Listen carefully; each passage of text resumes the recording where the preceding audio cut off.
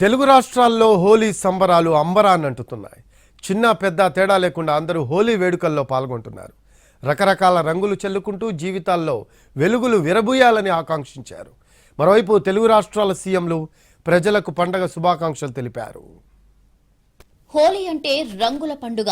చిన్న పెద్ద అంతా కలిసి ఆడిపాడే సంబరం. అందుకే హోలీని అంతా ఎంజాయ్ చేస్తారు.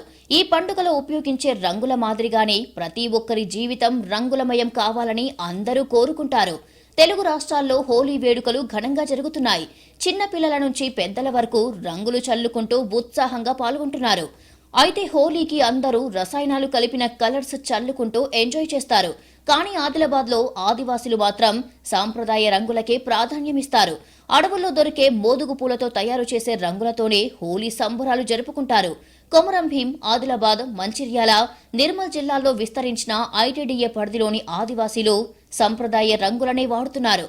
పట్టణాల కంటే భిన్నంగా ప్రకృతికి దగ్గరగా సాగుతుంది అక్కడ హోలీ సంబరం. హోలీకి ముందు రోజు కాముని దహనం నిర్వహించారు తెలుగు రాష్ట్రాల ప్రజలు. దీంతో పల్లెలు, పట్టణాల్లో పండుగ సందడి నెలకొంది.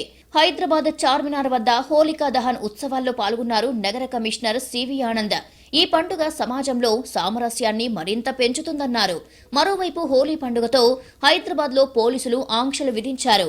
ఇవాళ ఉదయం 6 గంటల నుంచి రేపు ఉదయం 6 గంటల వరకు ఆంక్షలు అమల్లో ఉండనున్నాయి. మద్యం దుకాణాలు మూసి ఉంటాయని, రోడ్లపై గుంపులుగా తిరగొద్దని సూచించారు. రోడ్ల మీద వాహనదారులపై రంగులు చల్లవద్దని హెచ్చరించారు. నిబంధనలు అతిక్రమిస్తే చర్యలు తీసుకుంటామని స్ట్రాంగ్ వార్నింగ్ ఇచ్చారు పోలీసులు.